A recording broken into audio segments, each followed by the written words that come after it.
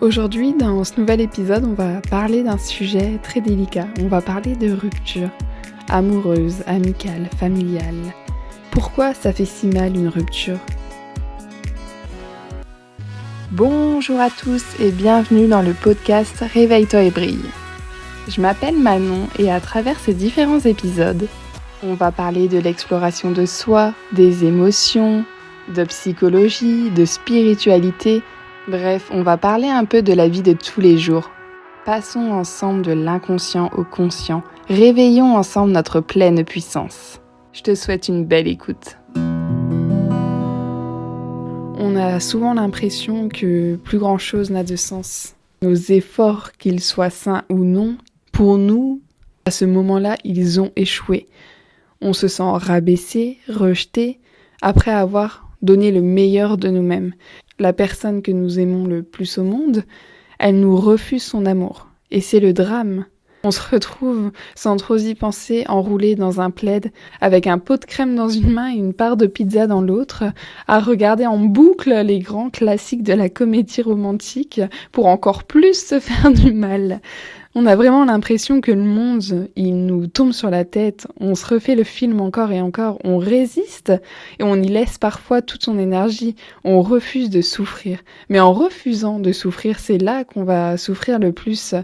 Cette séparation, elle va vraiment réveiller en nous de vieilles blessures, non cicatrisées, et ça va nous refaire revivre une deuxième fois, ou plus d'ailleurs, des abandons toujours difficiles à surmonter. On va vraiment ressentir un grand vide en nous, que ça soit en amour ou en amitié, ou même familial, c'est un peu comme une addiction. On a une routine avec cette personne, on a des habitudes en commun. Et une fois que cette routine, elle disparaît, on va ressentir vraiment cet énorme manque, cet énorme vide. C'est un peu notre drogue, cette relation. Donc on doit réussir à faire une sorte de détox de cette personne. Quand on est très attaché à cette personne, on sécrète de l'endorphine, qui est la même hormone que la drogue. Donc on est dans le même état qu'une personne qui est sevrée en fait brutalement. Que la relation ait duré quelques semaines ou plusieurs années, une séparation, ça fait toujours mal. Et pour s'en sortir, on va passer en gros par 5 grosses phases. La première grande phase, c'est le choc. C'est le moment du choc, on plonge. À cause de cette nouvelle qui tombe, on se dit que ce n'est pas possible, que ça ne peut pas nous arriver à nous, et que la relation va se réparer, on ne veut pas accepter la réalité. C'est vraiment ça, la première des phases, c'est le choc. La deuxième des phases, c'est donc le déni. C'est la réaction première au choc, qui consiste donc à refuser et d'accepter la perte. Et ça se traduit en fait par des phases ou des pensées du type « notre histoire ne peut pas se terminer comme ça, ce n'est pas possible ». Donc en fait vraiment complètement le déni. Et lorsqu'on a vécu plusieurs mois ou années avec cette même personne, qu'on a aimé vraiment de tout notre cœur et que l'on aime peut-être encore d'ailleurs, accepter que l'histoire elle est bel et bien finie, pour nous ça nous paraît impossible. Qu'on ait vu ou non venir cette rupture, cette dernière elle s'accompagne d'un état de choc. En fait on va se sentir comme si on était anesthésié, on va avoir l'esprit embrouillé, on va se sentir incapable de nous projeter dans cette nouvelle vie, de perdre cette routine, de perdre ses habitudes. Et c'est une phase normale qui ne durera évidemment pas. Et cette phase, c'est vraiment le signe qu'on n'est pas encore prêt à accepter ce qui nous arrive. Et c'est d'ailleurs fréquent pendant cette période d'envisager des scénarios de réconciliation. Ensuite, la troisième des phases, c'est la colère. Pendant cette période, on va chercher à blâmer quelqu'un, à trouver un coupable. Alors parfois ce sera l'autre, parfois ce sera même nous-mêmes. On va ressentir de la colère contre la personne qui nous a quittés ou que l'on quitte. On va ressentir de la colère contre soi en se disant que peut-être que l'on a raté sa relation. Après la colère, il y a la tristesse. C'est la phase dépressive en quelque sorte qui se caractérise par un sentiment d'impuissance et de désespoir. On va vraiment se sentir profondément triste, voire parfois dans une phase d'état dépressif. On va se dire qu'on est nul, qu'on a tout raté, qu'on ne retrouvera jamais l'amour, que ça nous fait trop mal, que l'on ne veut plus vivre de relations comme ça. Bref, on réalise vraiment ce qui se joue en nous. Et dans ce moment-là, dans cette phase-là, vous avez le droit d'être triste. C'est même essentiel d'accepter d'être malheureux à la place de résister. Ensuite, vous avez l'acceptation. L'acceptation, elle va mener à la reconstruction. C'est vraiment, en quelque sorte, la fin du processus, la fin des phases. On va accepter la séparation, on va arrêter de nier la réalité et de se cacher derrière. On va se dire que c'est la vie, que c'est comme ça.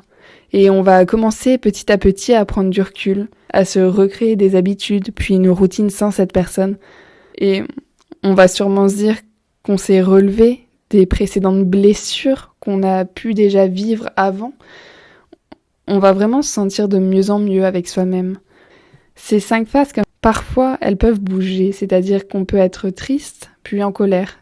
Donc il y a le choc, il y a le déni, il y a la colère, il y a la tristesse et il y a l'acceptation.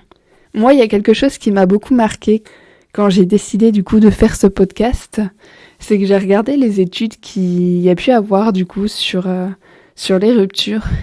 Et il y en a une qui m'a particulièrement marquée, c'est celle de Hélène Fisher. On parle souvent de cœur brisé, pourtant, lors d'une rupture, c'est notre cerveau en fait qui va être le plus touché. La science, elle a démontré que la douleur liée à une rupture, elle est bien réelle. Et donc dans l'étude publiée, des chercheurs ont constaté que les douleurs émotionnelles, elles activent les mêmes régions cérébrales que lors d'une douleur physique. Donc lors d'une rupture, la douleur, elle peut même être équivalente à celle d'un deuil. Et pour le comprendre, les chercheurs, sous la direction de l'anthropologue Hélène Fisher, ils ont étudié de près, grâce à une IRM, l'activité cérébrale de 15 personnes. Il me semble qu'il y avait 10 femmes et 5 hommes, qui venaient juste en fait de subir une rupture.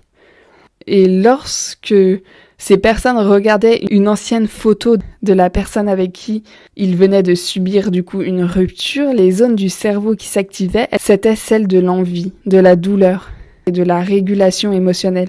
En fait, c'est les mêmes zones qui s'activent si l'on est dépendant à la cocaïne. À quel point une rupture peut être puissante et nous produire ses effets. En d'autres termes, une peine de cœur, elle aurait le même impact sur le cerveau qu'un sevrage. Alors comment accepter la fin d'une rupture ? Premièrement, je dirais que c'est vraiment de faire face à la réalité, d'accepter la perte. Pour accepter la perte de cette rupture, il faudra de toute façon accepter cette réalité, aussi dure qu'elle le soit. La perte de cette personne, la perte de cette routine qu'on avait créée à ses côtés, il faut qu'on arrive à retrouver cet équilibre sans cette personne qui tout d'un coup vient de disparaître. Et bien sûr que c'est beaucoup de changements pour nous.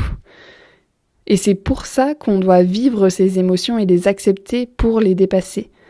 Comme je disais tout à l'heure, être mal après une rupture, c'est normal. Ressentir de la tristesse, c'est normal. Donc on a souvent tendance à se cacher derrière l'histoire qu'on se raconte pour éviter de souffrir. Et le plus souvent, on s'accroche en fait aux raisons d'être de cette rupture, avec des j'aurais dû faire ci ou cela, si j'avais été meilleure, si j'aurais été comme ça, si j'avais fait ça. Enfin vraiment, on pourra se répéter en fait toutes les raisons qu'on veut de cette rupture pour éviter de faire face à la réalité. Mais à un moment donné, la réalité, elle va juste être là. Ne vous cachez pas derrière votre tristesse, votre colère. Dans le processus de cette rupture, il faut passer en fait toutes ces phases, toutes ces étapes. Ce sont des moments où souvent on a du mal à dormir, on n'a plus d'appétit, on n'a plus de goût, on n'a plus envie de rien faire.